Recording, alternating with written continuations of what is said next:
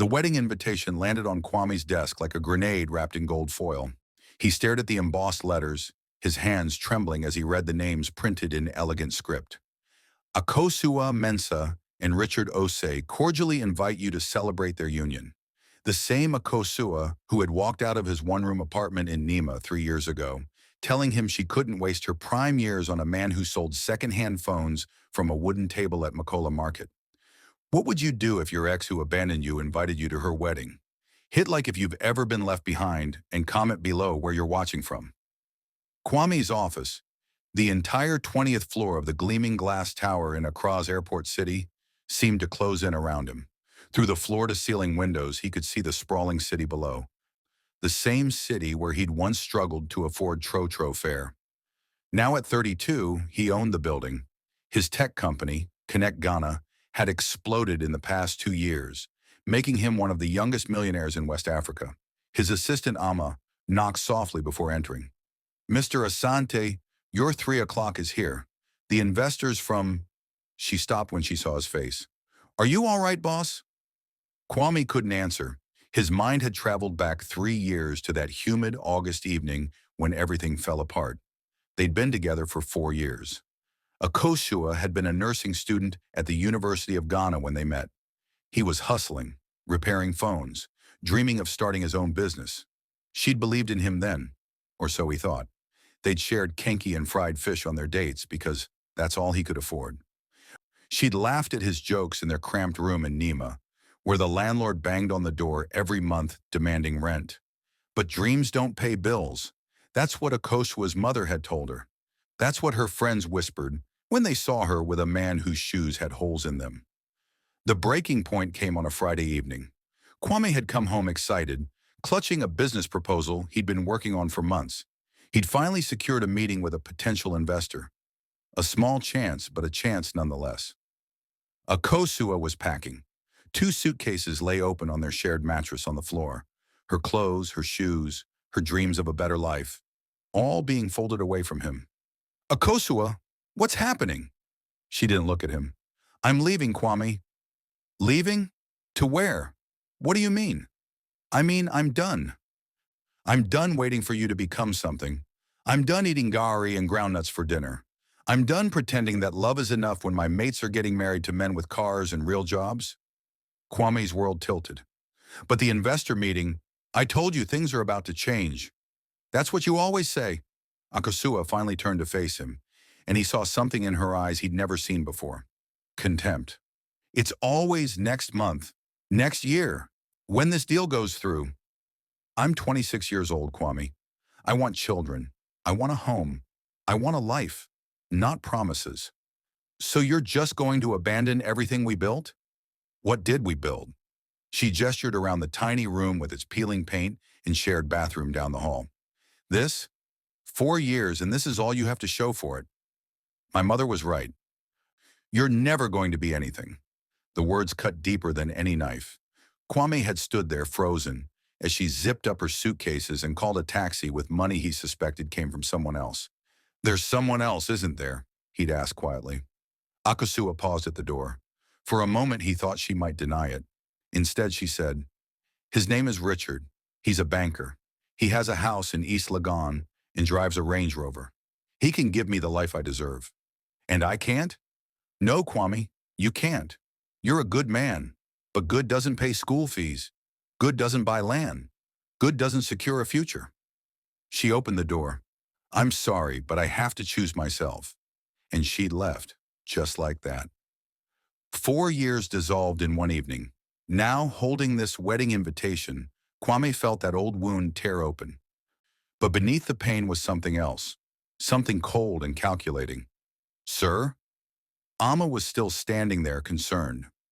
Kwame looked up at her, then at the invitation, then back at the window overlooking the city he'd conquered despite everyone's doubts. "Amma, clear my schedule for the wedding date." "Sir?" "I'm going to a wedding."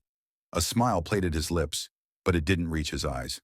"And I think it's time Akosua learned what she walked away from." As Amma left, Kwame pulled out his phone and made a call to his lawyer. If Akosua wanted to see what he'd become, he'd show her. but he'd also show her what it cost to underestimate a man with nothing to lose. What he didn't know was that Richard Osei, Akosua's wealthy fiancé, was hiding secrets that would make Kwame's revenge plans look like child's play. What do you think Kwame should do? Should he go to the wedding or move on?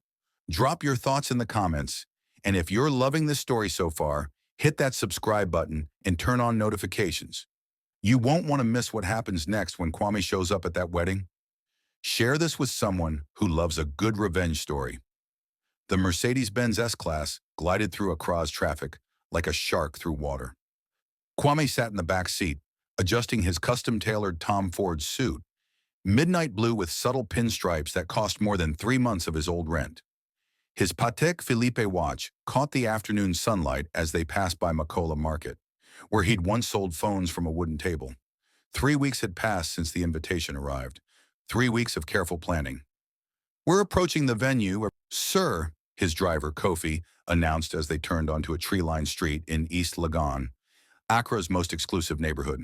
The wedding was being held at the Royal Senchi Resort, but the pre-wedding cocktail party, the one Kwame had strategically chosen to attend, was at Richard's family mansion, a sprawling compound with manicured lawns, a fountain, and cars that cost more than most Ghanaians earned in a lifetime.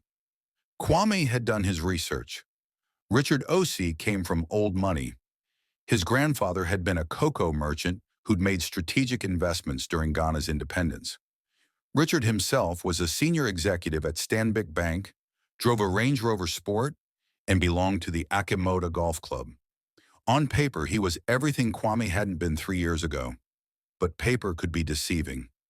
As Kofi opened the car door, Kwame stepped out onto the cobblestone driveway. Heads turned immediately. The guests, mostly Accra's elite in their expensive kente and designer agbada, whispered among themselves. Some recognized him from business magazines. Others were simply drawn to the quiet confidence he radiated. "Kwame Asante," a voice called out. "I almost didn't believe it when I saw your RSVP." Kwame turned to see Ya Boteng, an old classmate from secondary school who now worked in finance. They shook hands, and Ya's grip was slightly too tight, his smile slightly too wide. "You've done well for yourself," Ya said, eyes scanning Kwame's expensive attire. "Connect Ghana is the talk of every boardroom in West Africa. 5 million users in 2 years? 6 million as of last week," Kwame corrected smoothly. "But who's counting? And you're here for Akosua's wedding." Ya's tone suggested he knew the history. In Ghana, everybody knew everybody's business, especially in their social circles. "That's bold." "I was invited," Kwame replied, accepting a glass of champagne from a passing waiter. "Would be rude not to attend." "Kwame," the voice froze him. He turned slowly, and there she was. Akosua looked different. Her hair was in long Brazilian weave instead of the simple braids she used to wear. Her dress was designer, probably Gucci or Valentino, and jewelry sparkled at her neck and wrists. She'd gained weight in the way that prosperity brings, her face fuller, her presence more assured. But her eyes, those same eyes that had looked at him with contempt 3 years ago, now showed something else entirely. Shock, confusion. And if Kwame wasn't mistaken, regret. "Akosua," he smiled, noting how her hand trembled slightly around her own champagne glass. "Congratulations on your upcoming wedding. Thank you for the invitation. I didn't think you'd actually come." Her voice was smaller than he remembered. Behind her, a group of women, probably her bridesmaids, watched with open curiosity. "Why wouldn't I? We were friends once." The word friends hung in the air like an insult. "Besides, I wanted to wish you well. Richard seems like a good man." "He is," Akosua said quickly, defensively. "He's very good to me." "I'm sure he is. A Range Rover and a house in East Legon can be very good to anyone." Akosua's face flushed. "Kwame, that's not fair." "Fair." Kwame's smile didn't waver, but his voice dropped lower. "You're right. Let's not talk about fair at your engagement party. Where is the lucky man, anyway? I'd love to meet him properly." "He's inside, handling some business calls. The bank, you know how it is." "Oh, I know exactly how it is." Kwame sipped his champagne. "Though I'm surprised he's working on his engagement party day. When you love someone, You make time." Before Akoshua could respond, a commotion erupted near the mansion's entrance. A woman's voice, sharp and angry, cut through the garden party's polite chatter. "Where is he? Where is Richard?" The crowd parted and a woman stormed through, mid-30s, beautiful but disheveled, holding a baby that couldn't have been more than 6 months old. Her eyes were wild with fury and desperation. "Richard O.C.," she screamed toward the mansion. "Come out here and face your son." The garden fell silent. Even the birds seemed to stop singing. Kwame watched Akoswa's face drain of color, watched her champagne glass slip from her fingers and shatter on the stone pathway. "Who is that?" someone whispered. "Is that baby? Oh my God, did she just say—" Richard emerged from the mansion, his face a mask of panic poorly disguised as confusion.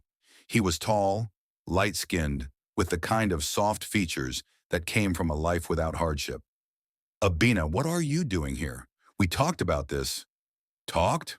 The woman, Abina, laughed bitterly, tears streaming down her face. "You mean when you promised to marry me? When you said you'd leave your family's arranged marriage plans and we'd raise our son together? Or do you mean last week when you sent your lawyer to offer me money to disappear?" The baby started crying. The sound seemed to wake everyone from their shock. Guests pulled out phones, some recording, others texting frantically. In Ghana's high society, scandal spread faster than Harmattan winds. Kwame remained perfectly still, watching the scene unfold. This was better than anything he could have planned. He glanced at Akosua, who stood frozen, her expensive dress suddenly looking like a costume, her carefully constructed new life crumbling around her. "Akosua," Richard started, moving toward his fiancée. "This is just a misunderstanding." "A misunderstanding?" Abena shifted the baby to her other hip. "I have text messages, bank transfers, photos of us together last month. Your son has your eyes, Richard. Everyone here can see it." Richard's mother rushed out of the mansion, her face contorted with rage, but not at her son. "Security! Remove this woman from my property immediately." "I'm not going anywhere until everyone knows the truth," Abena shouted. "Until she knows." She pointed at Akosua. "That man you're about to marry, he's been with me for 2 years. Our son's name is Kofi Richard Osei, and he's 6 months old. Do the math, sister. He was sleeping with both of us." Akosha made a sound, something between a gasp and a sob. She looked at Richard, searching his face for denial, for explanation, for anything that would make this nightmare untrue. Richard's silence was answer enough. "You knew," Akosua whispered. "You knew, and you were going to marry me anyway." "Baby, listen." Richard reached for her, but she stumbled backward, her designer heels catching on the broken champagne glass. Kwame moved without thinking, catching Akosua before she fell. For a moment, they were close enough that he could smell her perfume. Expensive now, not the cheap body spray she used to wear. Her eyes met his, and in them he saw the same fear and betrayal he'd felt 3 years ago. "Careful," he said softly. "Wouldn't want you to hurt yourself over a man who doesn't deserve you." The irony wasn't lost on either of them. Security guards were escorting Abena away, but the damage was done. Guests were leaving in clusters, their phones already lighting up with calls and messages. The society wedding of the year had become the scandal of the decade. Kwame gently released Akosua and stepped back. "I should go. This seems like a family matter." He straightened his suit jacket. "But Akosua, that life you thought you deserved, the one with the Range Rover and the big house? Be careful what you wish for. Sometimes the package isn't what it appears to be." He started toward his car, then paused and turned back. "Oh, and if you ever need anything, a lawyer perhaps, or just someone who remembers when you were real instead of polished, you have my number. I'm sure it's the same one you blocked 3 years ago." As his Mercedes pulled away from the chaos, Kwame's phone rang. His lawyer. "I saw the videos already," Kwame answered. "Social media works fast." "This isn't about that," his lawyer said. "It's about the investigation you asked me to run on Richard Osei. You need to see what we found. He's not just a cheater, Kwame. He's a criminal." Kwame's grip tightened on the phone. "Send me everything." As Accra's skyline came into view, Kwame realized that his revenge had just taken an unexpected turn. He'd come to show Akosua what she'd lost. Instead, he might be the only person who could save her from what she'd found. What would you do in Akoshua's position? Stay and fight or run away? Drop your thoughts below. And if you think Kwame should help his ex or leave her to face the consequences, comment your opinion. Don't forget to hit that like button and subscribe to Tales by Olal for more dramatic stories that will keep you on the edge of your seat. The rain hammered against Kwame's office windows 2 days after the disastrous engagement party. Accra's rainy season had arrived with a vengeance, flooding streets and trapping people in their homes, but not trapping secrets. Those continued to flow freely across social media, in WhatsApp groups, and through the city's efficient gossip network. Kwame sat behind his mahogany desk, reviewing the files his lawyer had compiled on Richard Osei. Each page revealed another layer of corruption: fraudulent loan approvals, embezzlement from the bank, offshore accounts in the Cayman Islands. Richard had been stealing for years, hiding behind his family name and his position at Stanbic Bank. The Bank of Ghana is launching an investigation, his lawyer, Ni Arma, had explained during their morning meeting. Richard's been approving loans to shell companies he controls, then defaulting on them. We're talking about 20 million cedis, maybe more. 20 million cedis, nearly $4 million.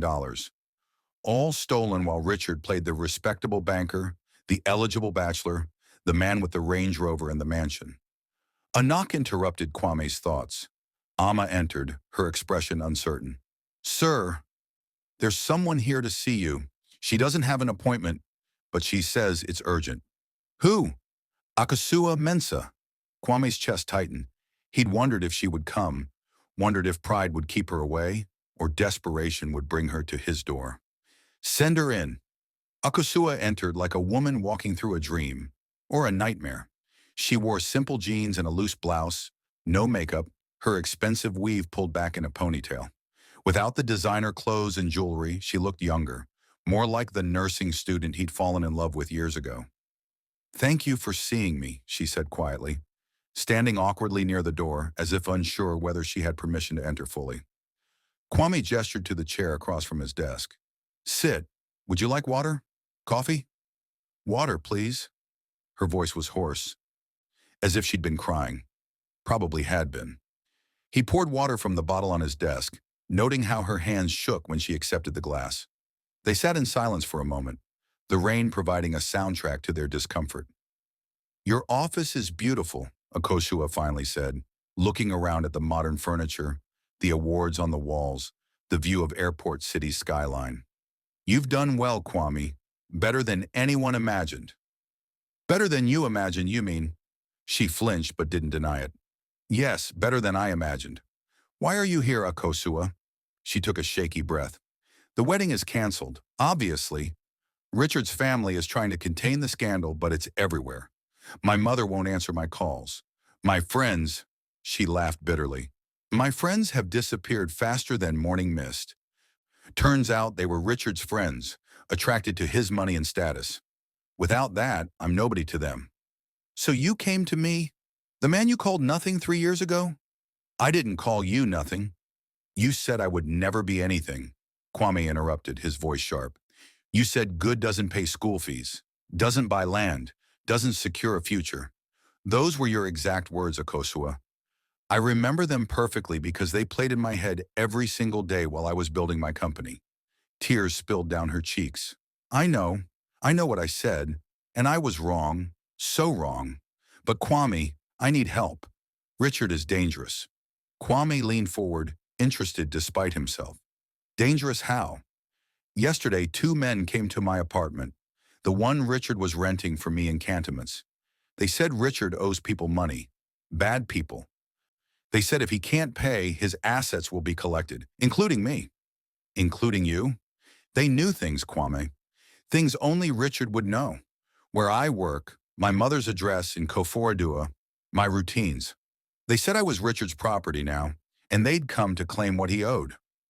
She was shaking visibly. "They gave me 3 days to convince Richard to pay up. Or else." Kwame's jaw tightened. "Or else what?" "They didn't specify. They didn't need to. The way they looked at me." She wrapped her arms around herself. "I went to the police. They took a report, But they said without evidence of a direct threat, there's nothing they can do. They suggested I leave Accra for a while. And Richard? What does he say? Richard won't answer my calls. His family's lawyers sent me a letter this morning. She pulled a crumpled envelope from her purse. They're denying any relationship between us. They say I was just an acquaintance, that I'm lying to extort money from them, and if I speak publicly about Richard, they'll sue me for defamation. Kwame took the letter, scanning its legal jargon and threats. The Osei family lawyers were expensive and vicious. They would destroy Akosua if she fought back, and she had no resources to defend herself. That baby, Abena's son, Kwame said. Richard didn't deny it at the party. He's denying it now. His family is claiming Abena is a gold digger who targeted their son.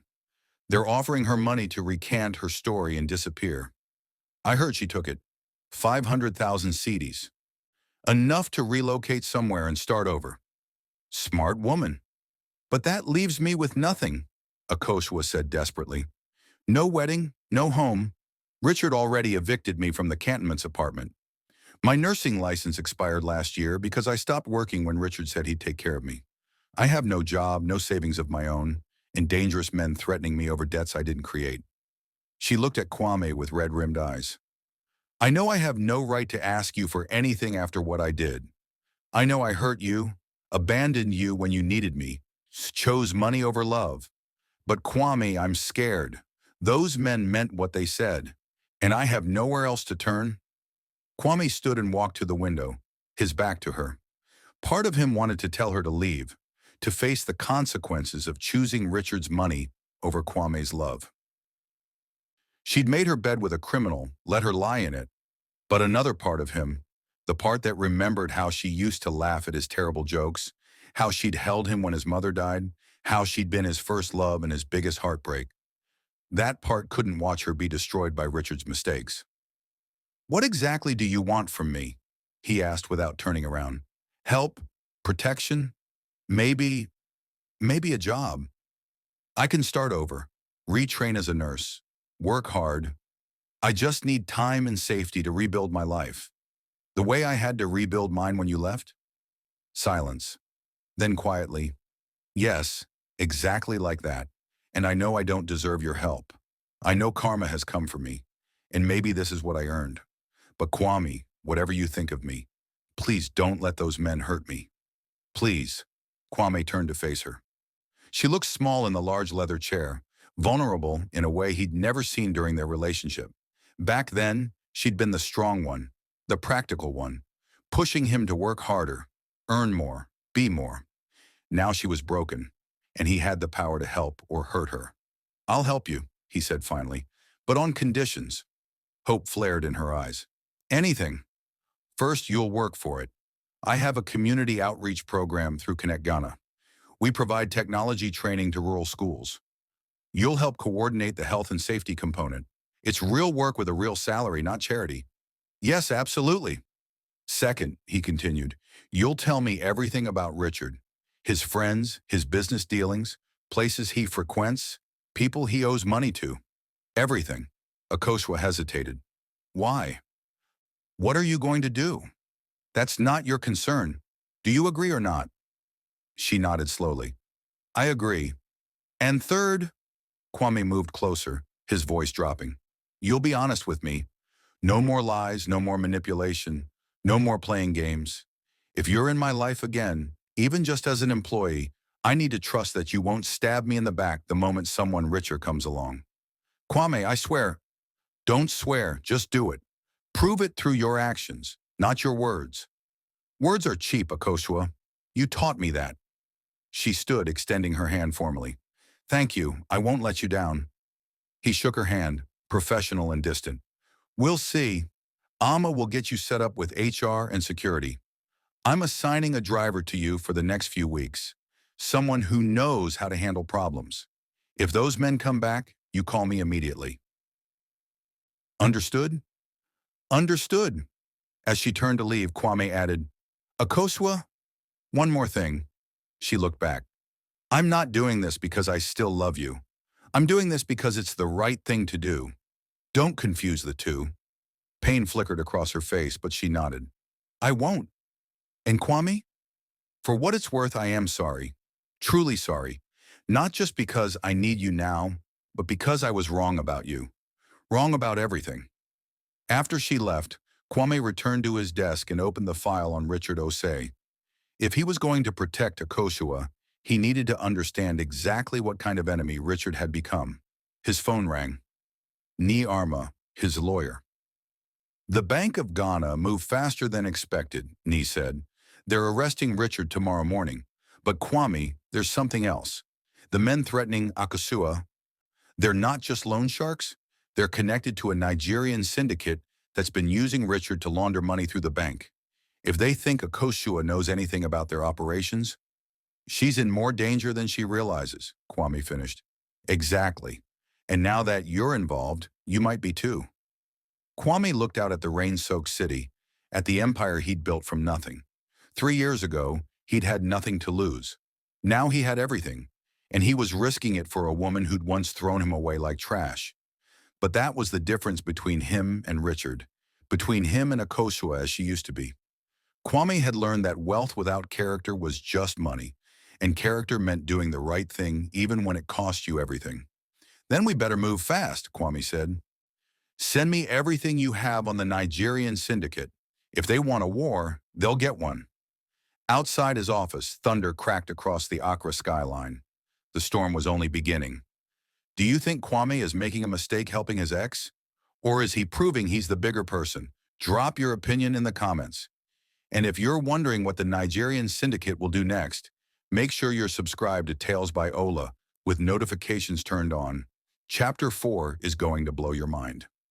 Share this story with someone who loves intense African drama. The arrest of Richard Osei made headlines across Ghana. By dawn, camera crews surrounded his family's East Legon mansion, while police officers in riot gear led him out in handcuffs. His mother screamed at the cameras about persecution and family honor. His father, a retired Supreme Court judge, remained silent, his face a mask of shame. Kwame watched the news from his home gym, running on the treadmill in his Trisaco Valley estate, the same exclusive neighborhood where Ghana's president and foreign ambassadors lived. The irony wasn't lost on him. 3 years ago, he couldn't afford rent in Nima. Now he lived where Range Rovers were the cheapest cars on the street. His phone buzzed. Akosua's name flashed on the screen, the number he'd unblocked yesterday after she'd entered his life again. They came back, she said without greeting, her voice tight with fear. The men. They're outside my sister's house in Dansaman. I'm hiding in the bathroom. Kwame, they have guns. Kwame immediately stopped the treadmill. Stay where you are. Don't open any doors. I'm sending help. He made 3 calls in rapid succession. First to Sergeant Mensah, a retired military officer who now ran security for Connect Ghana. Second to his lawyer, Ni Arma. Third to someone he'd hoped never to contact, his cousin Kojo, who'd spent years in Nigeria working in private security and knew how the syndicates operated. 20 minutes later, Kwame's convoy of 2 SUVs pulled up to a modest compound in Dansaman, one of Accra's middle-class neighborhoods. 2 men loitered near a black Toyota Camry with Nigerian plates, pretending to talk on their phones while watching the house. They wore expensive watches and gold chains, the uniform of enforcers who wanted to be noticed. Sergeant Mensah, a barrel-chested man with scars on his forearms, approached them directly. This is private property. You need to leave. The taller enforcer, with tribal marks on his cheeks that identified him as Yoruba, smiled without warmth. We're just visiting friends. Free country, isn't it? Not when you're threatening women? Kwame emerged from his vehicle, flanked by 2 more security personnel. Especially women under my protection. The Yoruba man's eyes narrowed. Kwame Asante, the phone boy who got lucky. We know who you are. Then you know I'm not someone you want problems with. Kwame's voice was calm but carried steel underneath. Whatever Richard owes you, take it up with him. The woman has nothing to do with his business. The woman was going to be his wife, the second enforcer said, his accent thick with Nigerian pidgin English. That makes her collateral. Our boss doesn't like losing money. Your boss is Chukwudi Okafor, Kwame said, using the information Kojo had provided. Lagos-based, runs money laundering operations through West African banks. Richard was one of his pawns. But I'm offering you something better. The enforcers exchanged glances. Better how? Richard stole from his bank and from your boss. I have information on where he hid some of the money. Accounts, properties, assets his family doesn't know about. Information worth more than threatening a woman who has nothing. And why would you help us? Because I don't help criminals, Kwame said. But I also don't let innocent people get hurt. You get what you came for, you leave Akashua alone, and everyone goes home alive. That's the deal. The Yoruba man pulled out his phone, stepped away to make a call. When he returned, his expression was unreadable. Our boss wants to meet you. Tonight, he's in Accra on business. Tell him I'll meet him at the Labadi Beach Hotel. Public place, 7 p.m. Come alone or don't come at all. After the enforcers drove away, Kwame retrieved a Kosua from her sister's house. She emerged shaking, her sister Ifua hovering protectively beside her. You can't stay here anymore, Kwame told them both. They know this address. Akosua, pack what you need. You're staying at one of my properties until this is resolved. I can't impose. It's not an imposition.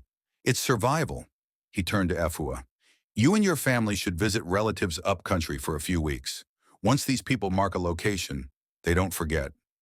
Afua's husband, a school teacher named Kofi, nodded grimly. We'll leave today. Akosua, go with him. He's trying to help you.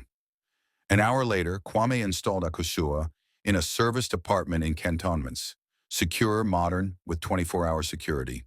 It was smaller than the place Richard had rented for her, but safer. Why are you doing this? Akosua asked as Kwame's security team swept the apartment for bugs or tracking devices. You could just pay them off and be done with me. Because paying them off doesn't solve the problem, Kwame replied, checking the window locks personally. It just delays it. These people need to understand that threatening you has consequences. But meeting with them? Kwame, they're dangerous criminals. What if they hurt you? He looked at her directly. 3 years ago, I had nothing. No money, no power, no way to protect myself or the people I loved. That powerlessness nearly destroyed me when you left. I swore I'd never be powerless again. So no, Akosua, I'm not afraid of them. They should be afraid of me. The certainty in his voice sent a chill through her, not of fear, but of recognition. This wasn't the struggling phone seller she'd abandoned. This was someone who'd learned to navigate Ghana's complex power structures, someone who understood that wealth meant nothing without the will to use it. There's something I need to tell you, Akosha said as Kwame prepared to leave, about Richard and the money he stole. What about it? Some of it is still in an account I had access to. Richard put my name on it months ago, said it was for wedding expenses. I never used it. The account made me uncomfortable, all that money from nowhere. But it's still active, almost 3 million cedis. Kwame went very still. You have access to 3 million cedis of stolen money? I didn't know it was stolen, not until the arrest. But yes, the account is partially in my name. The bank hasn't frozen it yet because it's structured as a personal account, not a business one. Where's the documentation? She retrieved a folder from her bag, account statements, passwords, everything needed to access the money. Kwame flipped through the pages, his mind racing. This changes things, he said slowly. This gives us leverage. What do you mean? The Nigerian syndicate wants their money back. Richard's family will fight to protect their assets. The bank wants to recover what was stolen. But you, he held up the documents. You have something everyone wants and nobody knows about yet. Kwame, I don't want anything to do with that money. It's dirty. Maybe. But it's also power, and right now we need power to keep you alive. He pocketed the documents. Don't mention this account to anyone. Not the police, not the lawyers, not even your family. Understood? She nodded, though uncertainty clouded her eyes. At 6:45 p.m., Kwame arrived at the Labadi Beach Hotel's restaurant overlooking the Atlantic Ocean. The venue was expensive and public, witnesses everywhere, security cameras, wealthy patrons who'd notice if anything went wrong. Exactly the kind of place where criminals did business while maintaining deniability. Chukwudi Okafor arrived precisely at 7, flanked by 2 bodyguards who positioned themselves at nearby tables. Chukwudi was in his 50s, well-dressed in traditional Nigerian agbada with gold embroidery. He could have been a businessman, a pastor, or a politician. In Lagos, he was all three, plus a criminal mastermind. Kwame Asante. Chukwudi's handshake was firm, his smile practiced. I've heard interesting things about you. Connect Ghana is impressive. 6 million users, expansion into 5 countries. You're making real money, not like that fool Richard who had to steal. I prefer earning to stealing, Kwame said, sitting across from him. Creates fewer problems. Usually, yes, but sometimes earning is too slow, and opportunities present themselves. Chukwudi ordered palm wine despite the upscale setting. So, you promised information about Richard's hidden assets. I'm listening. First, we established terms. You get what you're owed. Akosua Mensah walks away clean, untouched, forgotten. No revenge, no future threats, no using her as leverage. Agreed? That depends on the value of your information. Kwame slid a single piece of paper across the table, an account number, nothing more. That account contains 3 million CDs. Money Richard stole from your laundering operation through the bank. His family doesn't know about it. The police don't know about it. But I know about it, and I can make it accessible to you. Chukwudi's expression didn't change, but his fingers tightened slightly on his glass. 3 million CDs is good, but I'm owed 8 million. What about the rest? The rest is in properties. 2 houses in Kumasi registered under shell companies, commercial real estate in Takoradi, investments in a gold mining operation. I have the documentation for all of it. Documentation that proves those assets came from your money, not Richard's family wealth. And you're giving me this information out of goodness of your heart? I'm giving you this information because I want Akosua Mensah left alone. I'm also giving you a choice. Chase after Richard's family through lawyers and courts, which will take years and get you nothing because they'll hide everything behind legal structures. Or take what I'm offering now, recover most of your losses immediately, and move on. Chukwudi studied Kwame for a long moment. You love this woman still, even after she left you for Richard. That's why you're protecting her. What I feel for her is irrelevant. What's relevant is whether we have a deal. Why should I trust you? What stops you from going to the police after I leave Akosua alone? Because going to the police helps no one, Kwame said. It puts Akosua in danger as a witness. It puts me in danger for obstructing justice. And it gets you nothing. The courts will freeze everything while they investigate. My way, everyone gets something. You get your money. Akosua gets her life. I get peace of mind. That's how business works when everyone's smart. Chukwudi laughed, genuine this time. You should have been Nigerian. You think like us, practical, not emotional. He extended his hand. Deal. Give me the documentation, the account access, everything. And the woman is forgotten.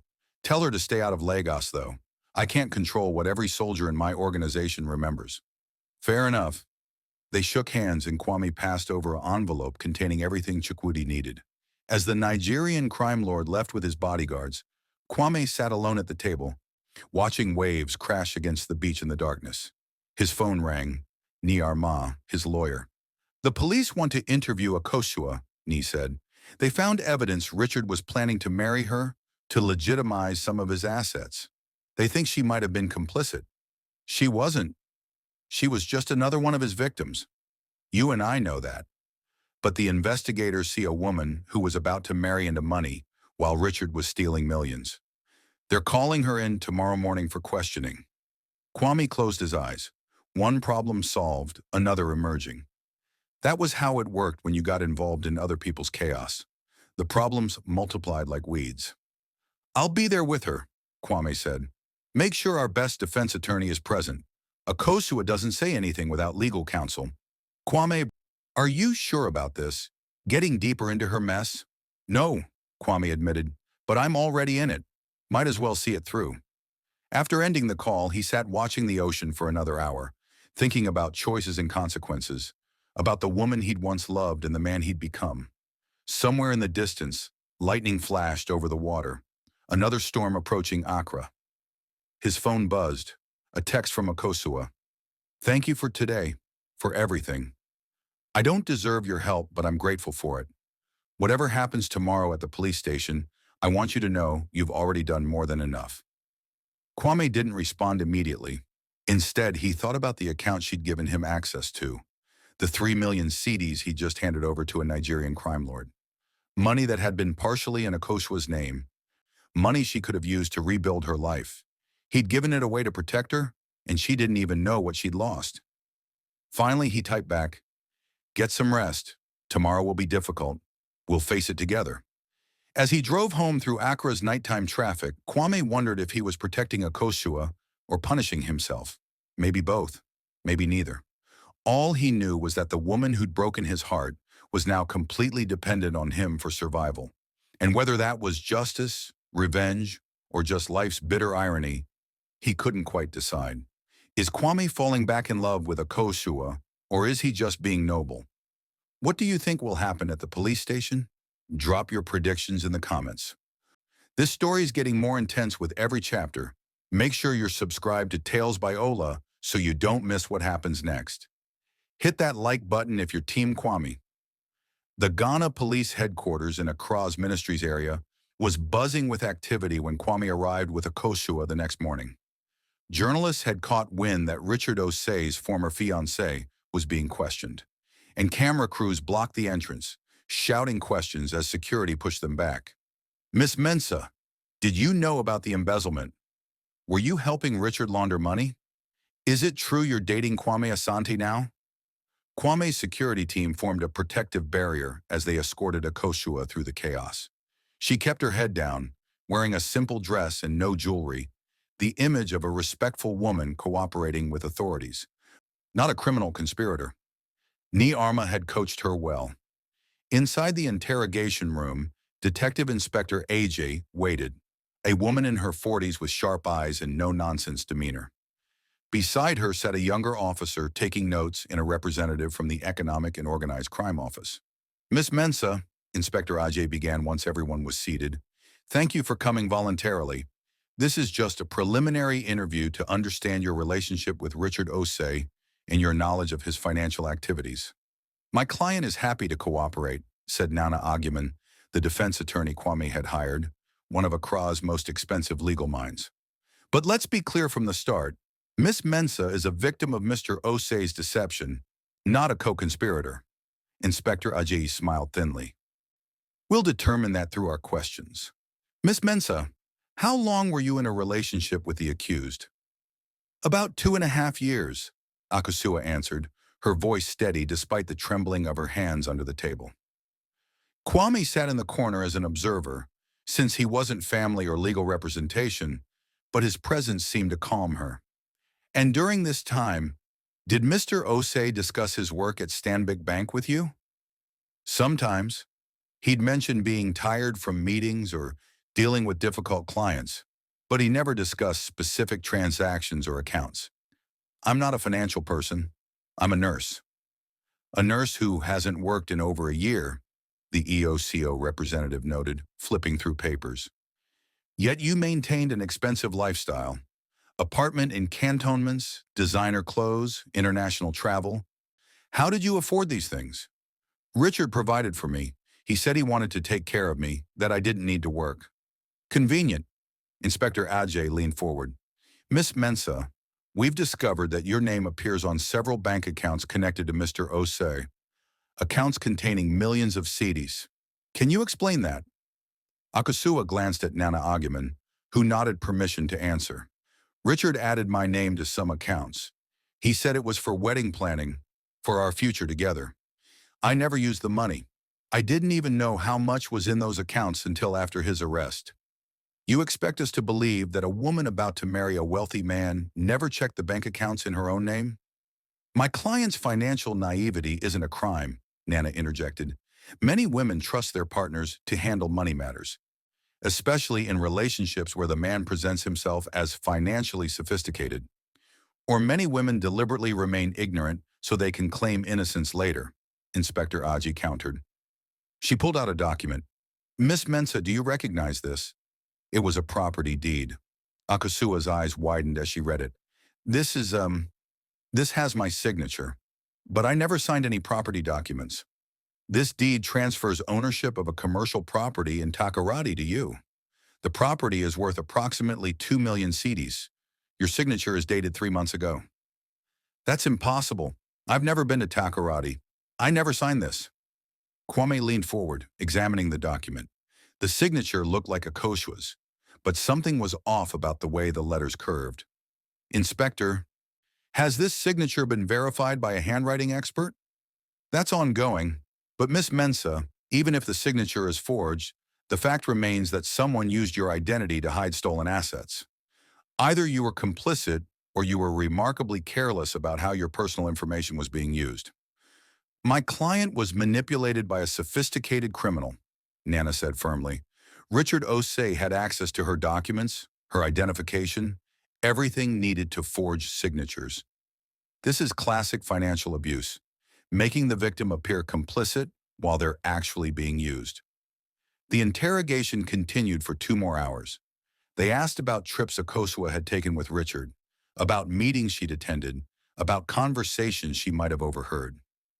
With each question, a picture emerged of a woman who'd been kept deliberately ignorant, showered with luxury, while being positioned as a potential scapegoat. Finally, Inspector Ajay sat back. Miss Mensah, here's my assessment. Either you're a brilliant criminal who helped Richard steal millions, or you're incredibly foolish for not asking questions when a banker suddenly showered you with unexplained wealth. Given the evidence, I'm inclined toward the latter. So she's free to go? Nana asked. For now. But Miss Mensah, you cannot leave Acre without permission. We may have follow-up questions. And if we discover any evidence of active participation in the embezzlement scheme, you will be arrested. Do you understand? Yes, Inspector. I understand. Outside the police station, Akosua collapsed against Kwame's car, shaking with relief and residual fear. The journalists had been cleared away, but phones were everywhere, citizens recording everything for social media. That property deed, Akosua said once they were safely in the car. Kwame, I swear I never signed it. Richard must have. I know. The signature was forged. I could tell from the pressure points on certain letters. Richard was setting you up to take the fall if he got caught. But why? If he loved me. He didn't love you, Akosua. He used you, just like he used everyone in his life. Kwame's voice was matter-of-fact, not cruel. The real question is how many other documents exist with your forged signature? Properties, accounts, contracts. You could be legally tied to his crimes in ways we haven't discovered yet. She put her face in her hands.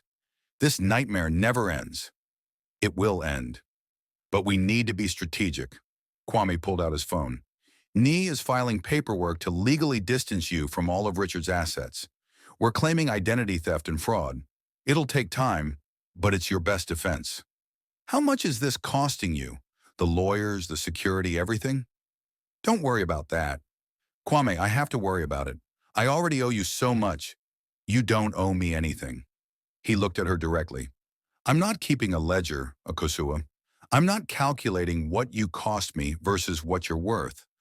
I'm just doing what needs to be done. But why? After everything I did to you? Because, Kwame interrupted, his voice softer now. Someone once told me that good doesn't pay bills, doesn't secure futures, doesn't matter in the real world. I spent 3 years proving that person wrong. Proving that you can be successful and decent, wealthy and kind, powerful and compassionate. If I abandon you now, I prove you were right all along, and I refuse to do that. Tears streamed down Akosua's face. I was so wrong about you, about everything. Before Kwame could respond, his phone rang. An unknown number. He answered cautiously. Yes? Mr. Asante, my name is Grace Okoro. I'm a journalist with Joy News. I'm investigating Richard Osei's criminal network, and I believe you have information that could expose something much bigger than bank fraud. I don't speak to journalists without appointments. This isn't about getting a statement. This is about warning you. Richard wasn't working alone, and he wasn't the mastermind. There are people in Ghana's government, in the banking sector, in law enforcement, people who were part of his operation and who will do anything to keep it quiet. People who know you've been protecting Richard's ex-fiancée. Kwame's grip tightened on the phone. What people? Not over the phone. Can we meet? Today? It's urgent, Mr. Asante. I think you and Miss Mensah might be in more danger than you realize." After hanging up, Kwame sat in silence, his mind racing. He'd thought handling Chukwudi Okafor in the Nigerian syndicate was the end of it. But if Grace was right, Richard's network reached higher than anyone suspected, into the institutions meant to enforce the law. "What is it?" Akosua asked, seeing his expression. "We need to go somewhere safe, somewhere off the grid." He started the car. "I'm taking you to my family compound in the eastern region. It's remote, secure, and no one knows about it except my closest relatives." "Kwame, you're scaring me. What did that journalist say?" "That we're not dealing with one criminal. We're dealing with a system." He pulled into traffic, checking his mirrors constantly for tails. Richard was just one piece of a larger operation, and everyone who benefits from that operation will want to make sure his ex-fiancée, the woman who might know their secrets, stays quiet. "But I don't know their secrets. I don't know anything." "They don't know that. And in their world, it's safer to eliminate potential threats than to verify whether they're actually dangerous." As they drove out of Accra toward the eastern region's dense forests and cocoa farms, Kwame made a series of calls to his security team, to Niarma, to his cousin Kojo, who understood how criminal networks operated. The family compound was a 2-hour drive from the city, hidden in the hills near Aburi. It had belonged to Kwame's grandfather, a cocoa farmer who'd built a modest fortune that his children had squandered. Kwame had purchased it back 5 years ago, renovated it, and maintained it as a private retreat, somewhere to escape the pressure of being Ghana's tech golden boy. The compound consisted of 3 buildings arranged around a central courtyard with a massive mango tree. Solar panels on the roofs provided power. A natural spring supplied water. You could disappear here for months if needed. Kwame's Aunt Amma lived there permanently, maintaining the property and the small cocoa farm. She met them at the gate, a sturdy woman in her 60s wearing traditional kaba and slit, her gray hair wrapped in a colorful scarf. "Kwame, you didn't tell me you were coming." Then she saw Akosua and her expression shifted to recognition. "Is that—" "Yes, Auntie. We need to stay here for a few days. Quietly. No visitors. No telling anyone we're here." Aunt Amma's face grew serious. She'd raised Kwame after his mother died, understood him better than anyone. "You're in trouble. We're being cautious, that's all." She looked at Akosua with undisguised curiosity and assessment. "The girl who broke your heart. I remember her." "Auntie, now she's here, and you're protecting her. Interesting how life works." She gestured toward the main house. "Come, you must be hungry. I made groundnut soup this morning."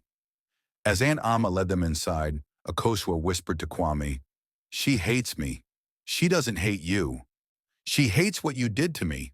There's a difference." Inside, the compound was simple but comfortable. Polished concrete floors, wooden furniture, rooms that smelled of cedar and old stories. Aunt Amma served them soup and rice, watching Akosua with sharp eyes that missed nothing. "So," Aunt Amma said finally, "what exactly are you running from?" Kwame explained everything: Richard's arrest, the Nigerian syndicate, the police interrogation, the journalist's warning about a wider network. Aunt Amma listened without interrupting, her expression growing darker. "You've gotten yourself mixed up in serious business," she said when he finished. "For this one." She gestured at Akosua. "Kwame, I know you have a good heart, but sometimes a good heart makes foolish choices. Auntie, I couldn't just abandon her." "Why not? She abandoned you. Left you when you were struggling, chose money over love. Now she's in trouble and you come running like a puppy. Where's your pride?" "My pride is intact," Kwame said quietly, "but so is my conscience. I can live with her leaving me. I couldn't live with her being hurt or killed when I had the power to prevent it." Aunt Amma studied him for a long moment, then sighed. "You're just like your grandfather. He saved a rival farmer from bankruptcy once, a man who tried to steal our land. Everyone called him foolish, but he said doing right isn't about whether people deserve it. It's about who you choose to be." She stood collecting dishes. "You can stay as long as needed, but be careful, Kwame. Good hearts can be exploited." That evening, as the sun set over the cocoa farms, Kwame met with Grace Okoro via encrypted video call. The journalist was in her 30s, professional and intense. Thank you for agreeing to speak with me, Mr. Asante.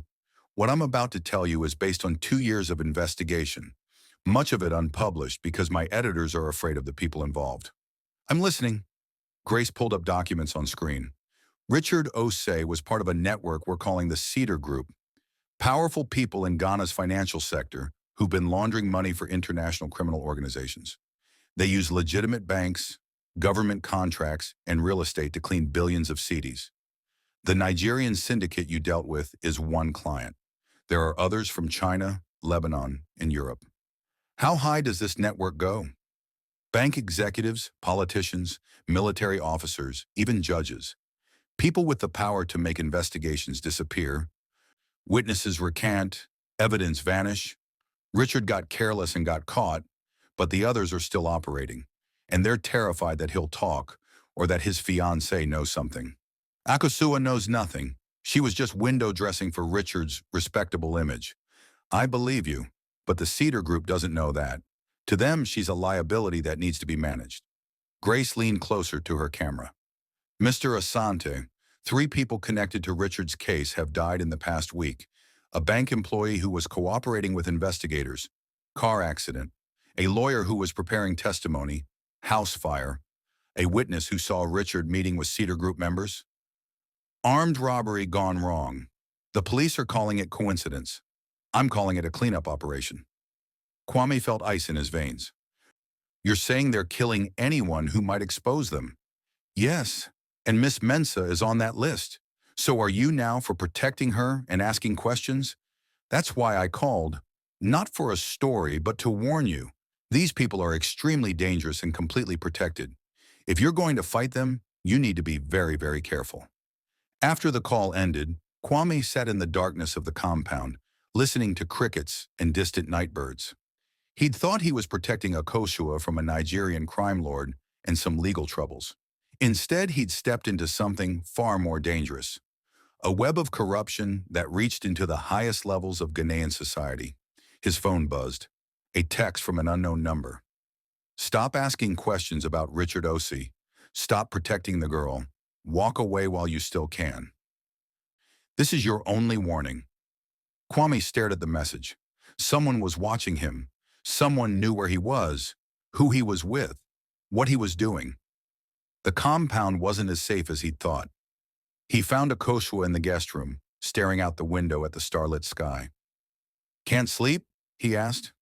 Every time I close my eyes, I see those men with guns, or Richard's face when he was arrested, or my future disappearing. She turned to face him. Kwame, I heard you on that video call. I know how bad this is. You need to walk away. Go back to Accra, to your company, to your life. I'll figure something out. What will you figure out? How to survive against people who kill witnesses? I don't know. But I can't let you destroy everything you built because of me. Not again. Her voice broke. 3 years ago, I left because I thought you'd never amount to anything. Now you're rich and successful and powerful, and I'm destroying that too. I'm poison, Kwame. Everything I touch turns to ash. He moved closer, his expression unreadable in the dim light. You want to know the real reason I'm helping you? It's not nobility or kindness or leftover love. It's because every time I look at you, I see who I used to be. Powerless, desperate, depending on others for survival. I hated that feeling, hated being vulnerable, and I swore that if I ever had the power to change someone else's situation like that, I would. So I'm your charity project? Your way of proving you're better than I was? Maybe, or maybe I'm proving I'm better than I was. The man who had nothing and felt like nothing. You showed me that wealth without character is empty. Now I'm showing you that character without wealth is incomplete. You need both to survive in this world. Before Akosua could respond, gunshots shattered the peaceful night. They came from the compound's perimeter. 3 sharp cracks, followed by shouting. Kwame immediately pulled Akosua to the floor as more shots rang out. Stay down, he commanded, crawling toward the door. Aunt Amma burst in, carrying an old hunting rifle. Armed men at the gate, 4 of them. They're demanding we send out the girl. Kwame's mind raced. The compound was defensible, but not a fortress. His security team was 30 minutes away in Koforidua. The local police might be compromised. They were trapped. There's a back path through the cocoa farm, Aunt Amma said, leads to the main road 2 kilometers away. I can hold them here while you escape. Auntie, no. This is my land, my home. I know every tree, every hiding spot. You take the girl and go. Now! More gunshots. Closer. They were breaking through the gate. Kwame grabbed Akosua's hand, pulling her toward the back of the house. They ran through the darkness, stumbling over roots and rocks, the cocoa trees closing around them like protective shadows. Behind them, they heard shouting, more gunfire, Aunt Amma's rifle responding with defiant cracks. They ran until their lungs burned, until the sounds of violence faded behind them, until they reached the main road where a miracle appeared. A taxi, late-night driver heading back to Accra. Hospital, Kwame gasped, throwing money at the confused driver. Drive fast. Emergency. As the taxi sped away, Kwame called his security team, the police, his cousin Kojo, everyone who might help Aunt Amma and stop the gunman. Beside him, Akosua was crying silently. This is all my fault.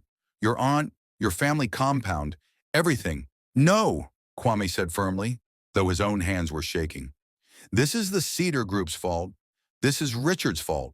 This is corruption's fault, but not yours.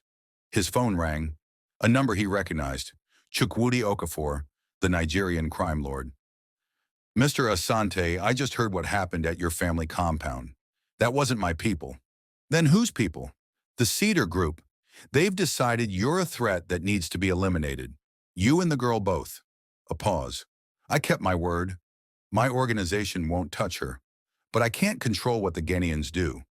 You need to understand, these people own your country's institutions. Police, judges, military, they're all compromised. If you stay in Ghana, you die. What are you suggesting? Leave, tonight. I have a private plane that can take you to Lagos, then anywhere you want. Disappear for a while, let this blow over. I'm not running. Then you're dying. Is that really the legacy you want? Kwame Asante, brilliant entrepreneur, killed over someone else's woman? Chukwudi's voice hardened. I respect your courage, but courage without strategy is suicide. Think about it. The call ended. Kwame sat in the taxi with Akosua trembling beside him, his mind spinning with impossible choices. Fight a system that controlled everything, or flee and lose everything he'd built. Save Akosua and risk his own life, or abandon her to save himself. Be the good man who dies young, or the practical man who lives with regret. What are we going to do? Akosua whispered. Kwame looked at her, this woman who'd broken his heart and accidentally pulled him into a war against Ghana's most powerful criminals. This woman who represented everything he'd overcome and everything he still struggled with. I don't know yet, he admitted, but whatever I decide, there's no going back. The taxi raced through the darkness toward Accra, carrying 2 people who just learned that sometimes the price of doing the right thing is higher than anyone should have to pay. Will Kwame run or fight? Should he save himself or risk everything for Akosua? The safe house in Tama, Ghana's port city, smelled of salt air and old concrete. Kwame had purchased the property 2 years ago through a shell company, a modest bungalow in a middle-class neighborhood where nobody asked questions and neighbors minded their own business. It was the kind of place a tech millionaire would never be expected to hide. Akosua sat on the worn sofa, wrapped in a blanket despite the humid heat. She hadn't spoken since they'd received the news an hour ago. Aunt Amma had survived the attack. The gunman had fled when local farmers, hearing the shots, arrived with machetes and hunting rifles. Rural Ghana still protected its own, but the message was clear. Nowhere was safe. Kwame stood by the window, phone pressed to his ear, coordinating with his security team. I want 24-hour surveillance on all my properties. Anyone approaches who isn't cleared, you call me immediately. And get Aunt Amma to a private hospital in Accra, the best care available. Boss, the police want to question you about the attack, Sergeant Mensah said. They're saying it might have been a robbery gone wrong. A robbery? In a remote compound with nothing valuable? They're either stupid or complicit. Kwame's voice was tight with anger. Tell them I'll come in when I have my lawyers present, not before. After hanging up, he turned to find Akosua watching him with hollow eyes. Your aunt almost died because of me, she said. How many more people will get hurt before you accept that I'm not worth it? That's not your decision to make. Then whose is it? Yours. You think you can just decide who lives and dies? Who suffers and who's protected? Her voice rose with hysteria. I left you, Kwame. I called you nothing. I chose money over love and walked away without looking back. Why are you doing this? Because someone has to. Kwame's control finally snapped. Because if everyone who got betrayed turned bitter and refused to help anyone, the world would be nothing but victims and predators. Because I spent 3 years becoming successful so I could be the kind of man who doesn't abandon people when it's inconvenient. But I abandoned you. Yes, you did. And it hurt like hell. It broke me in ways I'm still healing from. But Akosua, that doesn't mean I become you. That doesn't mean I turn into someone who only helps people who deserve it, who only does good when there's something in it for me. If I do that, you win. Your philosophy wins. That money is all that matters. That character is worthless. That good people finish last. Tears streamed down Akosua's face. I was wrong. About everything. About you. About Richard. About what matters in life. But my being wrong doesn't fix anything. Those men will keep coming. The Cedar Group will keep hunting us. And eventually, Kwame's phone rang, interrupting her. Grace Okoro, the journalist. Mr. Asante, I have news. Richard Osi is dead. The words hung in the air like smoke. What? Found in his cell 2 hours ago. Prison officials are calling it suicide. Hung himself with bedsheets. But my sources say there were signs of struggle, bruising inconsistent with hanging. They killed him, Kwame. The Cedar Group killed him to make sure he couldn't talk. Kwame sat down heavily. Richard, the man who'd stolen Akosua, who'd destroyed lives with his greed, who'd been the catalyst for this entire nightmare, was dead, murdered to protect people even more powerful than he'd been. There's more, Grace continued. Before he died, Richard managed to get a message out through a sympathetic guard. He said he had insurance, evidence against the Cedar Group hidden somewhere, documentation of every transaction, every name, every crime. He said if anything happened to him, the location would be revealed. Where is it? That's the problem. The only person who knows is Akosua Mensah. Kwame looked at Akosua, who'd gone pale. What is Grace talking about? Akosua's hands trembled. A month before the wedding, Richard gave me something. A flash drive. He said it contained photos and videos from our relationship. Sentimental stuff.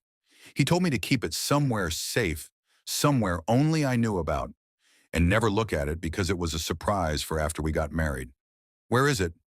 In my mother's house in Koforidua, hidden in an old jewelry box I gave her for safekeeping. Akosua's voice was barely a whisper. Kwame, if that flash drive has evidence against the Cedar Group, and they find out I have it, they'll kill your mother to get it. Kwame was already moving, grabbing his car keys. Grace, I need you to do something. Publish what you know about the Cedar Group. Tonight, everything. I told you my editors won't. I'm not talking about your editors. I'm talking about social media, blogs, alternative news sites. Scatter the information everywhere so they can't contain it. Make it loud enough that killing us becomes pointless because the truth is already out. Kwame, that could end my career. I'd never work in mainstream journalism again. But you'd be alive, and you'd have done what journalists are supposed to do. Expose corruption, damn the consequences. He paused. I'll fund an independent news platform for you. Full editorial control, proper resources, legal protection. All I ask is that you break this story tonight, before more people die. Silence. Then, send me everything you have on Richard Akosua, the Nigerian syndicate, all of it. I'll have the story published in 2 hours. Kwame ended the call and turned to Akosua. We're going to Koforidua. We're getting that flash drive, and then we're going to burn the Cedar Group to the ground. That's suicide. They'll be watching my mother's house, which is why we're not going alone. Kwame made another call. Kojo, I need you and everyone you trust. Armed, experienced. Meet me in Koforidua in 1 hour. We're extracting something from a compromised location. His cousin's voice was grim. This is it? The big move? This is it. The drive to Koforidua took 45 minutes at dangerous speeds. Kwame's security team followed in 2 vehicles, 6 men total, all with military or police backgrounds, all loyal to Kwame personally rather than any institution. Akosua's mother lived in a modest house in Koforidua's Efiduase neighborhood, a place where retired teachers and small business owners spent their final years in peace, or used to before her daughter got engaged to a criminal. They parked 2 streets away and approached on foot, using darkness and back alleys for cover. Kwame's security spread out, checking for surveillance, for waiting gunmen, for anything that suggested the Cedar Group had gotten there first. 2 men in a car across the street, Sergeant Mensah reported via radio, watching the house, professional posture, definitely not local. Can you handle them quietly? Give us 3 minutes. Those 3 minutes felt like 3 hours. Kwame and Akosua waited in the shadows while his team moved like ghosts through the neighborhood. Then Sergeant Mensah's voice. Clear. Both men unconscious in the car. We've got maybe 20 minutes before someone checks on them. They ran to the house. Akosua knocked urgently. Mama, it's me. Open the door. Akosua's mother, Afua, opened the door in her nightgown, confusion turning to fear when she saw armed men. Akosua, what's happening? Why are there... No time, Mama. I need the jewelry box I gave you. The wooden one with the carved flowers. Where is it? In my bedroom in the wardrobe. But Akosua was already moving, Kwame following. She found the jewelry box exactly where her mother kept it, dumped out the modest collection of necklaces and earrings, and felt along the bottom until a hidden panel clicked open. The flash drive was small, black, unremarkable. It could have been anything. Family photos, music files, forgotten documents. Instead, it contained information powerful enough to topple Ghana's financial elite. Got it, Akosua said, clutching it like a talisman. We need to go. Now. Kwame turned to Efua. Ma, you can't stay here. Pack a bag. Essentials only. You're coming with us. Coming where? What's going on? People are trying to hurt Akosua. Bad people. We're protecting her. But they might come here looking for her. It's not safe. Efua looked at her daughter, really looked at her, and saw the fear, the exhaustion, the desperation. Whatever her daughter had gotten involved in, it was serious. 5 minutes, I'll pack. Outside, Sergeant Mensah's voice crackled urgently over the radio. Boss, we have a problem. 3 vehicles approaching fast from different directions. Military-style coordination. This isn't random. It's an operation. Kwame pulled out his gun, a Glock he'd learned to shoot after becoming wealthy enough to be a target. How long until they reach us? 2 minutes, maybe less. Everyone out, now, Kwame shouted. Efua, leave the bag. We're going. They burst out of the house as headlights flooded the street from multiple directions. Car doors slammed. Voices shouted commands in both English and Twi. These weren't thugs or hired muscle. These were professionals. Kwame's security team returned fire, providing cover as they retreated toward their vehicles. Bullets shattered windows and sparked off concrete. Neighbors' lights turned on, but nobody came outside.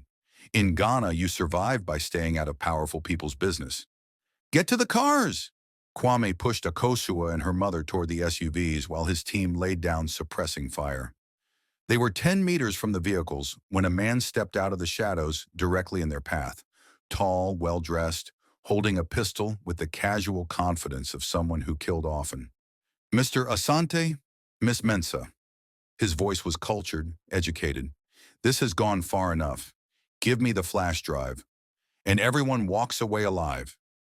Who are you? Kwame demanded, positioning himself between the gunmen and the women. Someone who represents interests much larger than you can imagine. That flash drive contains information that cannot become public. Give it to me, or everyone you love dies tonight. Your aunt, Miss Mensah's mother. You, her, everyone. If we give it to you, we die anyway. At least this way, we have leverage. The man smiled coldly. Leverage requires time, Mr. Asante. You have none. In 30 seconds, my team will overwhelm your security and kill everyone here. Or you hand over the flash drive, and I give you a 24-hour head start before we come looking. Your choice. Kwame's mind raced. The man was right. They were outgunned, outmaneuvered, trapped. But giving up the flash drive meant giving up their only protection, their only chance to expose the Cedar Group. Then Akosua did something that shocked everyone. She pulled the flash drive from her pocket and threw it, not toward the gunman, but toward the gathering crowd of neighbors who'd emerged despite the danger, filming everything on their phones. 20 million CDs stolen from Ghana's banks, she shouted. Names of everyone involved. It's all on that drive. Share it. Upload it. Don't let them silence us. For a moment, nobody moved. Then chaos erupted. The neighbors scrambled for the flash drive, some wanting to help, others sensing opportunity. The gunman's team, suddenly faced with dozens of witnesses recording everything, hesitated. In Ghana, social media moved faster than bullets, and a massacre captured on phones would bring pressure even the Cedar Group couldn't contain. Move! Kwame seized the opportunity, pulling Akosua and her mother toward the SUVs. They piled in as his security team laid down covering fire, not to kill, but to create chaos and confusion. The vehicles roared to life and tore through Koforidua's streets, while behind them, the neighborhood erupted into shouting, filming, sharing. By the time they reached the highway back to Accra, videos were already appearing online. Shaky footage of armed men attacking a peaceful neighborhood, of a woman throwing a flash drive to protect evidence, of regular Ghanaians standing up to power. Kwame's phone exploded with notifications. Grace Okoro's story had gone live across multiple platforms simultaneously. Detailed accusations against the Cedar Group, names of those involved, documentation of years of corruption. Within minutes, it was trending across Ghana and West Africa. You did it, Kwame said to Akosua, who was shaking in the back seat with her mother holding her. You got the evidence out where they can't suppress it. Did I? Akosua laughed hysterically. Or did I just sign our death warrants faster? Those people won't stop until we're dead, evidence or not. Maybe. But now the whole country is watching. Judges, journalists, citizens, everyone knows about the Cedar Group. They can still kill us, but they can't make it quiet. And powerful people in Ghana hate nothing more than public scrutiny. His phone rang, an unknown number from Nigeria. Kwame answered, expecting Chukwudi Okafor, instead a different voice, older, with authority that made even phone connections feel heavy. Mr. Asante, I am Ambassador Adebayo Okonkwo, Nigerian High Commissioner to Ghana. I represent interests that are concerned about recent developments, the Cedar Group, among others. Mr. Asante, you've done something remarkable tonight.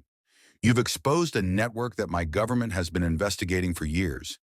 Intelligence agencies across West Africa have been trying to build cases against these people, but they're too well protected within Ghana's institutions. And now thanks to your journalist friend and that flash drive, we have grounds for international intervention. The economic community of West African states is already calling for emergency meetings. Ghana's president is under pressure to act. You've created a political crisis that can't be ignored. That doesn't keep us alive. No, it doesn't. Which is why I'm offering you protection.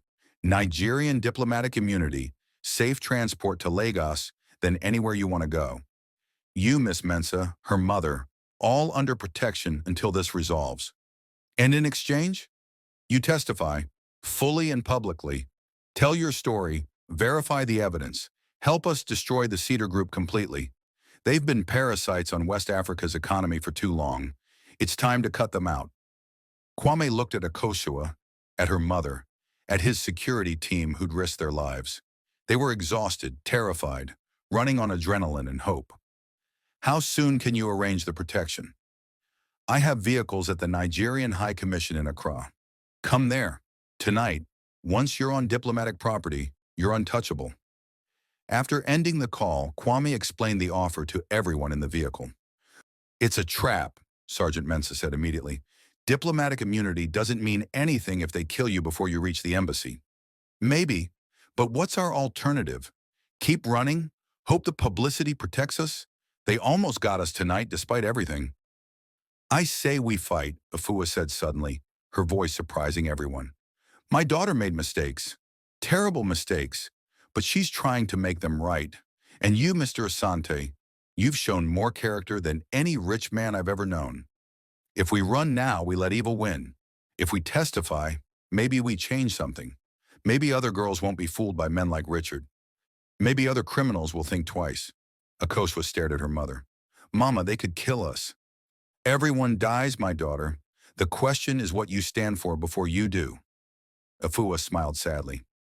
I taught you to chase money and security. I was wrong. This man, she gestured at Kwame, he's teaching you something better. Let's not waste the lesson. Kwame felt something shift in his chest. A weight he'd been carrying for 3 years suddenly lighter. Afua's words weren't forgiveness for Akosua's betrayal, but they were acknowledgement. Recognition that the path forward wasn't about revenge or validation, but about choosing who you wanted to be. All right, he said. We go to the Nigerian High Commission. We testify, and we trust that doing the right thing matters more than staying safe.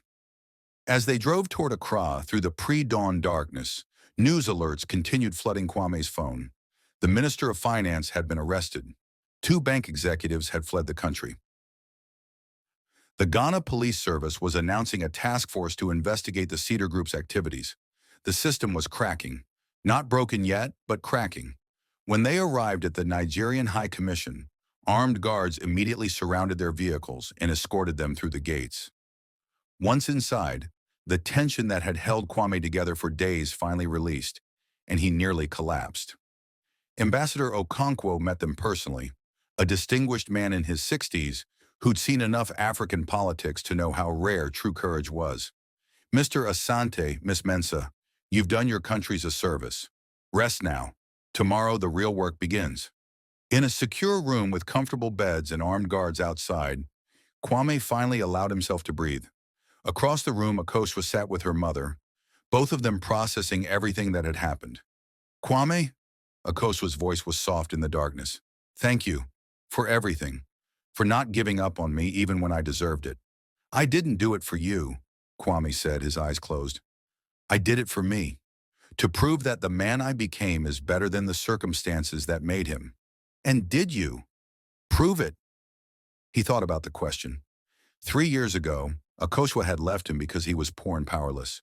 Tonight, with all his wealth and success, he'd risked everything to protect her, not because she deserved it, but because he'd chosen to be someone who helped, even when it hurt. Yes, he said finally. I think I did. Outside, Accra was waking up to a new Ghana, one where corruption had been exposed, where ordinary citizens had stood up to power, where a phone seller who became a millionaire had proven that success and integrity weren't mutually exclusive. The battle wasn't over. The Cedar Group would fight back, witnesses would be threatened. Powerful people would try to contain the damage. But something fundamental had shifted. And in a secure room in the Nigerian High Commission, 3 people who'd survived betrayal, violence, and corruption finally slept. Not in safety, but in the fragile hope that maybe, just maybe, doing the right thing still mattered in a world that often rewarded the opposite. Can Kwame and Akosua survive long enough to testify? Will the Cedar Group be destroyed, or will they strike back? What do you think happens next? Drop your predictions below. And if this story is keeping you on the edge of your seat, subscribe to Tales by Ola and hit that notification bell. 6 months later, Kwame stood on the balcony of his new apartment in Ikoyi, Lagos, watching the Atlantic Ocean crash against the shoreline. Nigeria's commercial capital had become his temporary home. Temporary because nothing felt permanent anymore. Not after everything that had happened. The testimony had taken 3 months. International tribunals, parliamentary hearings in both Ghana and Nigeria, depositions for prosecutors across West Africa. Kwame, Akosua, and dozens of other witnesses had laid bare the entire Cedar Group operation.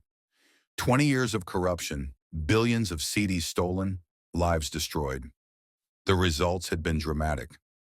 Ghana's finance minister was in prison awaiting trial. 7 bank executives had been arrested.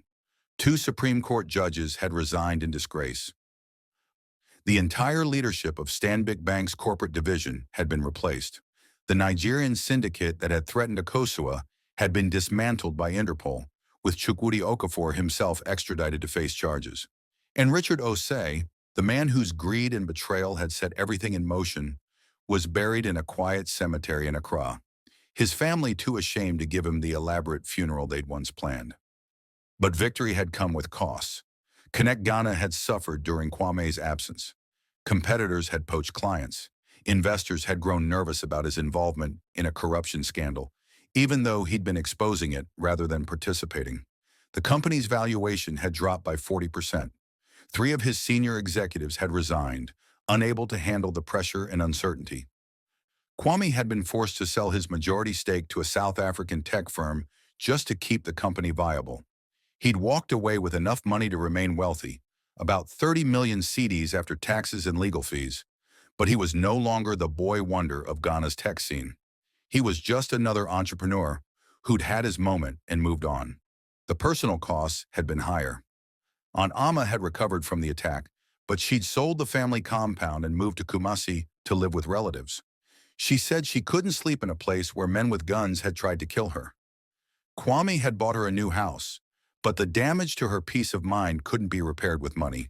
Several of his security team members had been injured during the various confrontations. Sergeant Mensah had taken a bullet to the shoulder during the Kafordua extraction. He'd survived, but he'd retired afterward, saying he was too old to be dodging bullets for anyone. And then there was Akosua. Kwame heard the apartment door open behind him. She emerged onto the balcony carrying 2 cups of coffee, a morning ritual they'd developed over the past 6 months of living under diplomatic protection in Lagos. She looked different now. Her expensive weave was gone, replaced by a short natural cut that reminded Kwame of the nursing student he'd first fallen in love with. She wore simple jeans and a t-shirt, no designer labels, no jewelry. The woman who'd chased wealth and status had been replaced by someone humbler, quieter, more uncertain. "The lawyer called," Akosua said, handing him coffee. "The Ghana Bar Association has cleared me of any criminal wrongdoing. I'm officially free to return to Accra if I want. Do you want to?" She was quiet for a long moment, staring at the ocean. "I don't know. Everything I knew there is gone. My friends disappeared when the scandal broke. Richard's family is threatening to sue me for defamation, even though he's dead and his crimes are proven. My nursing license is expired, and I'd have to retrain. It feels like starting over from nothing." "I know that feeling," Kwame said softly. "It's not as bad as you think. Says the man who turned nothing into millions, and then lost most of it protecting you." The words came out harsher than intended. "Sorry, that wasn't fair." "No, it's completely fair." Akosua set down her coffee cup. "Kwame, we need to talk about us, about what happens now." Kwame had been dreading this conversation for weeks. Living together under protection had created a strange intimacy. Not romantic exactly, but something deeper. They'd survived trauma together, testified together, rebuilt their understanding of each other from the ground up. But that didn't mean they belonged together. "What do you want to happen?" he asked. "I want to say I still love you, that everything we've been through has made me realize you're the one, that I was stupid to ever leave you, that we should try again." She smiled sadly. "That's what happens in movies, right? The woman realizes her mistake. The man forgives her. They live happily ever after." "But this isn't a movie." "No, it's not." Akosua turned to face him fully. "The truth is, Kwame, I don't know if I love you or if I'm just grateful to you. I don't know if you're protecting me out of old feelings or just because you're a good person. And I don't know if we could ever build something real on the foundation of everything that's happened." Kwame felt relief wash over him. Relief that she'd said what he'd been thinking but couldn't articulate. "I spent 3 years proving I was worthy of you, proving that the man you left wasn't worthless. And I did prove it. But somewhere along the way, I realized I wasn't proving it to you anymore. I was proving it to myself. So where does that leave us? Honestly, I think it leaves us as 2 people who needed each other at a specific moment in time, but who don't belong together long term." He reached out and took her hand, not romantically, but with genuine affection. "Akosua, I don't hate you. I don't even resent you anymore. What you did 3 years ago taught me lessons I needed to learn, and protecting you these past months taught me who I want to be. Someone who helps people even when they don't deserve it. Someone who acts according to his values, regardless of whether it's profitable or easy." He squeezed her hand gently. "You're going to be fine. Your mother is proud of you for testifying. You expose corruption that nobody else had the courage to challenge. That's worth something. But it doesn't pay bills, Akosua said, echoing her own words from 3 years ago. God, listen to me. Still worried about money after everything. Money matters. You weren't wrong about that. You were just wrong about it being the only thing that matters. Kwame released her hand. I've been thinking about what comes next for both of us. I have a proposal. I'm afraid to ask. Connect Ghana's new owners want to expand into healthcare technology, apps for rural clinics, telemedicine platforms, digital health records. They need someone who understands both technology and healthcare, someone who can bridge those worlds. Akosua's eyes widened. You're offering me a job? I'm recommending you for a job. What you did with it would be up to you. It's good money. Not Richard's stolen millions, but honest salary that can rebuild a life. And it's meaningful work that would actually help people. After everything, you'd still help me get back on my feet? I'm not helping you get back on your feet. I'm giving you an opportunity to stand on your own. There's a difference. He smiled slightly. Besides, you testified against the Cedar Group when you could have run. You threw that flash drive to the crowd when you could have bargained for your own safety. That took courage. Courage should be rewarded. Tears slipped down Akosua's cheeks. I don't deserve you. You're right, you don't. But you don't need to. That's the point. You need to deserve yourself. Become someone you're proud of, regardless of what anyone else thinks. They stood on the balcony in comfortable silence. Two people whose lives had intersected in painful and profound ways, now preparing to diverge again. What about you? Akosua finally asked. What's next for Kwame Asante? I'm starting something new, a foundation focused on protecting whistleblowers and corruption witnesses. Too many people stay silent because they can't afford the consequences of speaking up. I want to change that. Using your remaining money, some of it, and fundraising the rest. Turns out when you expose a multi-billion seedy corruption network, donors line up to support your next project. He laughed.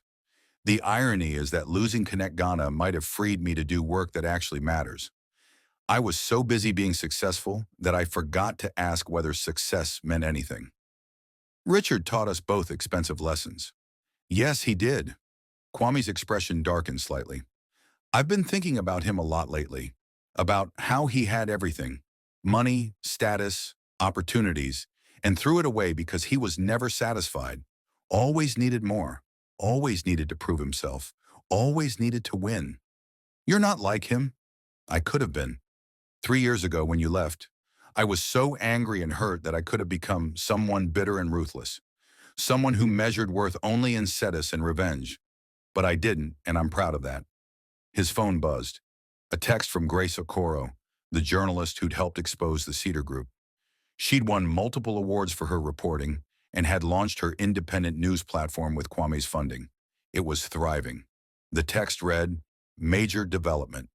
2 more Cedar Group members arrested this morning in Accra. The investigation is expanding. You did this, Kwame. You changed Ghana." Kwame showed the message to Akosua, who smiled. You really did change things. One person standing up against a corrupt system? No, many people standing up. You, me, Grace, Aunt Ama, those neighbors in Koforidua who filmed everything, the prosecutors who risked their careers, the judges who didn't take bribes. Change is never one person. It's everyone who refuses to stay silent. A knock at the door interrupted them. Ifua, Akosua's mother, entered with breakfast. She'd been living with them in Lagos, cooking and keeping house while they testified and recovered. She'd become something of a mother figure to Kwame as well, the family he'd lost when his own mother died. Eat, she commanded, setting plates on the table. You both look too thin. All this stress and testimony.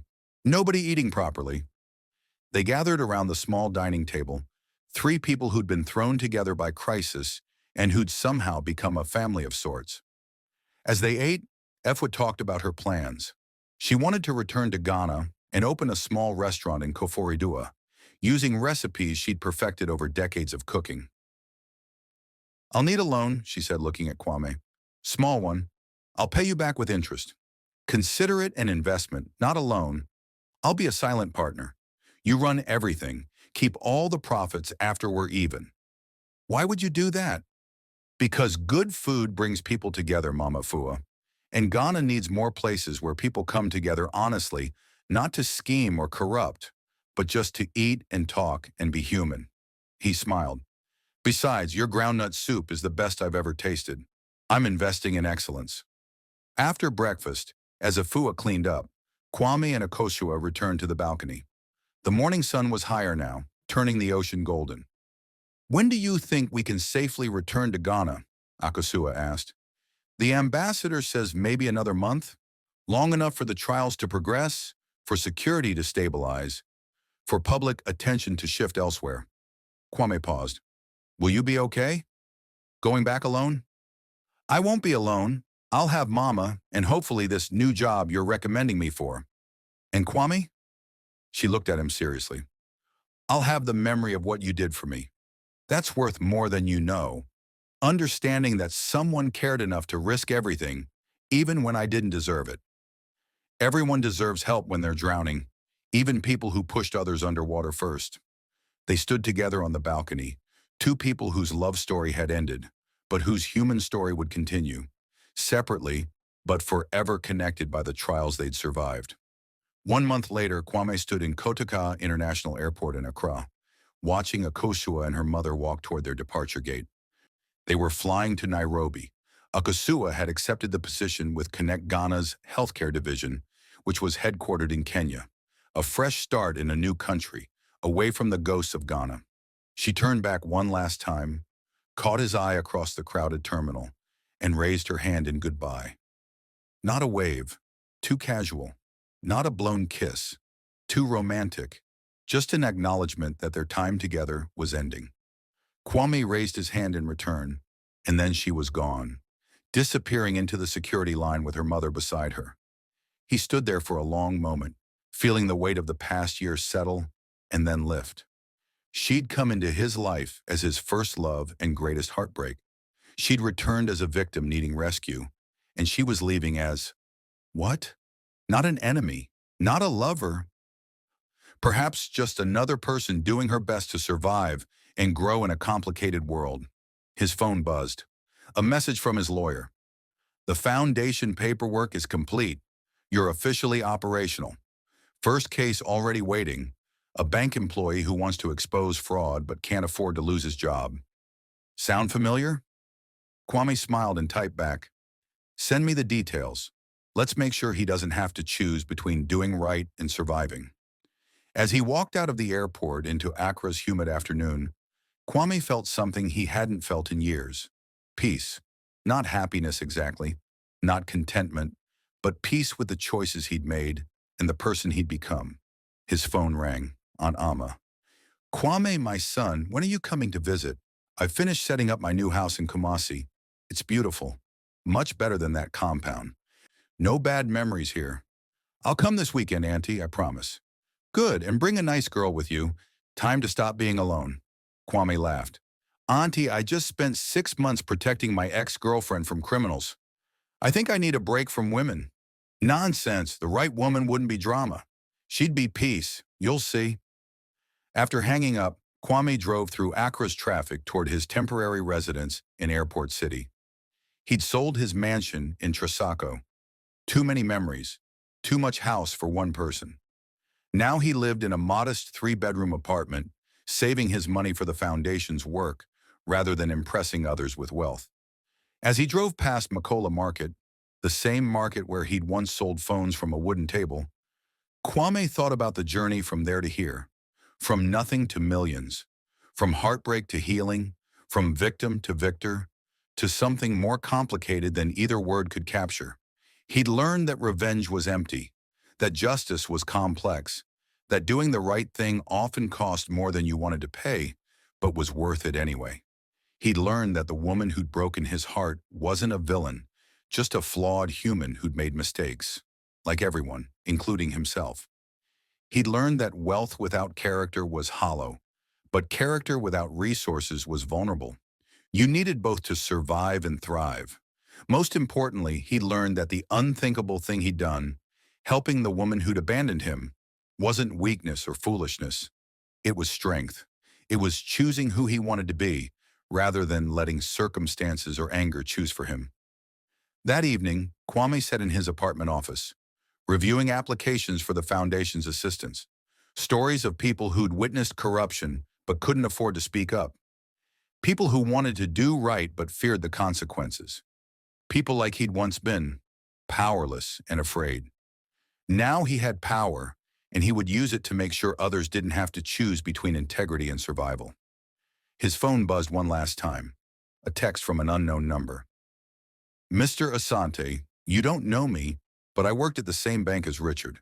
I have evidence of more corruption, but I'm afraid to come forward. Your foundation? Is it real?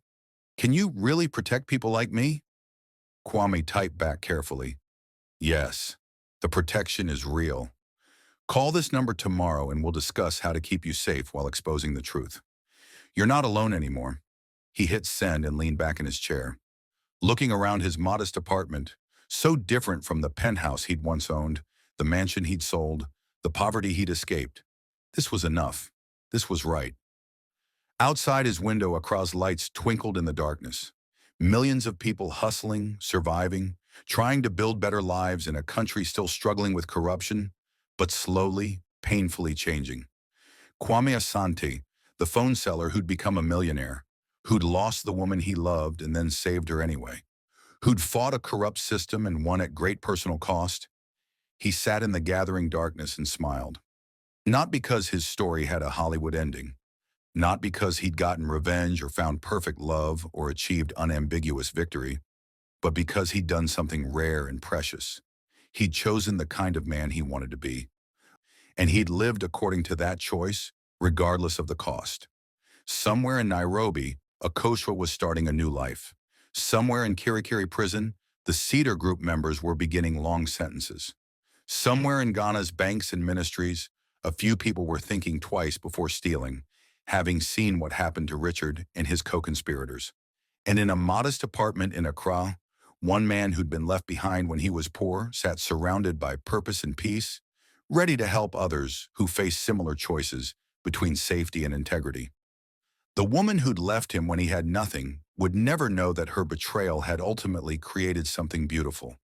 A man who'd learned that being rich meant nothing compared to being righteous, and that the most unthinkable thing you could do wasn't revenge or bitterness, but grace.